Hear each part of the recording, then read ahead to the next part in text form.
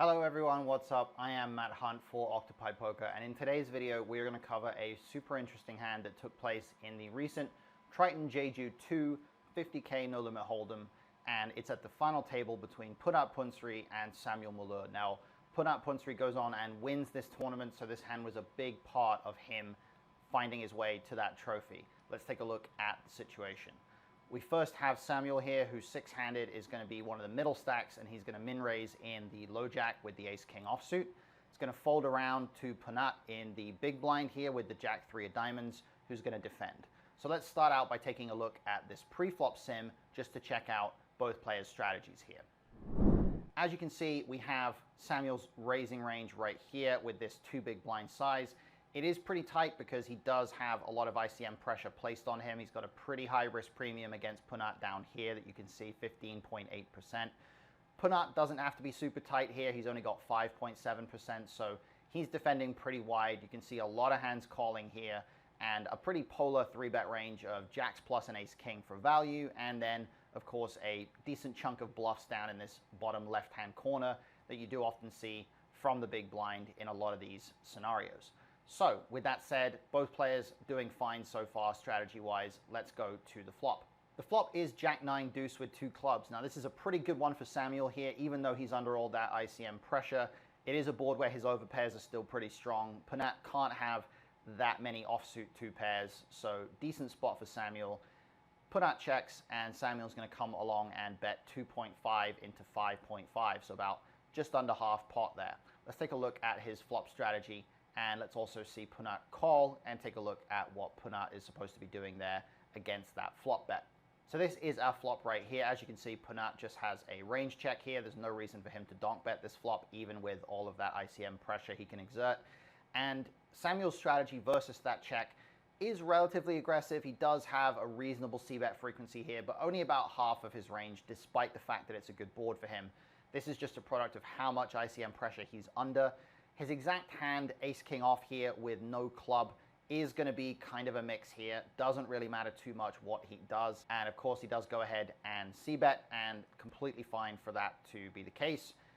If we face this b45 in Punnat's shoes, we'll see that jack-3 suited is squarely in that defending range. We're always calling here.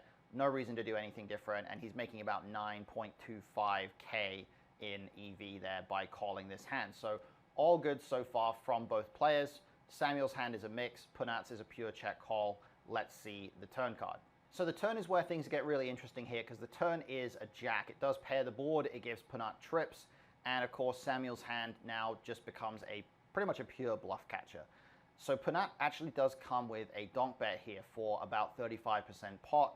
Very interesting to see this. You won't always see donks when the top card pairs the turn here, so it'll be interesting to see whether this is correct. Samuel also comes with the call with the ace-king high, since he does beat all the bluffs. Definitely an awkward spot for him, though, since he, of course, is drawing pretty much dead against any of Punnat's value hands. If we take a look at the sim for the turn card here, you can see that Punnat actually does have quite a good chunk of donk bets here. His exact hand is donk betting 98% of the time, so very good spot for him to lead out here. In fact, when it comes to the trips region, he does favor donk betting with the trips hands that have a lower kicker, simply because it's easier for them to get a bit more value from that overpair region when he doesn't have a high card in his hand as well. So that's quite an interesting trend here. Very good donk bet from him, and if we look at what happens facing that donk bet, we will end up seeing that Samuel's hand is pretty much a mix as well. His hand is quite close. It does even do a tiny bit of raising with some of the ace-king combos, but ace of hearts, king of spades specifically is not one that actually does a little bit of raising, and it's also just going to be a mix between call and fold. Now, some of the ace-king combos are pure call, some of them are pure fold. Definitely really, really difficult to figure out the difference between those in this case, but reasonable to call with ace-king here, even though it is a little bit on the borderline side. Let's go to the river and see what happens here. So the river is the 10 of diamonds, and that kind of creates a difficult scenario for both players here, because Samuel's hand obviously doesn't improve. Punnat's hand does get a little bit worse because he now loses to not only pocket tens for an improved full house, but he also loses to king-queen. So in that sense, Punnat might have to be a bit more cautious. And he does come with a small bet. He comes with a quarter pot block bet here, which might actually seem pretty reasonable. And then Samuel makes a big play. He makes the bluff for almost all of his chips. He leaves himself 2 big blinds behind, which of course at a final table is a pretty common thing to see in these events. And Punnat does eventually come with a call with trips and takes down this big pot to make him the chip leader of this event. And of course he would go on to win this tournament. So let's take a look at the sim for the river and see if either of these 2 players punted here. So on this particular river card, you can see that the block size from Punnat is actually very good. A lot of his range wants to block bet here. Not a ton, about a third of it, but this particular hand is actually pure block, 100% bet here for this exact size. So very reasonable from Punnat here. A lot of those Jack X hands do want to use this size on the river. There's some jamming with some full houses and a few bluffs, but not a substantial portion of jams there. We're looking at a lot of block betting and then a good chunk of checks as well. If he does come with that block size, then Samuel's response is going to be quite interesting.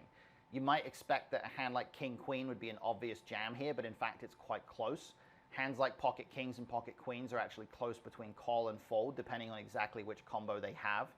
And the majority of his jamming range on the river is full houses and then full house blockers like King 10 and Queen 10 that you can see right in there. So Ace King here is a pretty tricky hand because it's mostly folding, but there is a small amount of bluff raising here with this hand. So depending on the combo, it can actually be completely reasonable for Samuel to make this play here.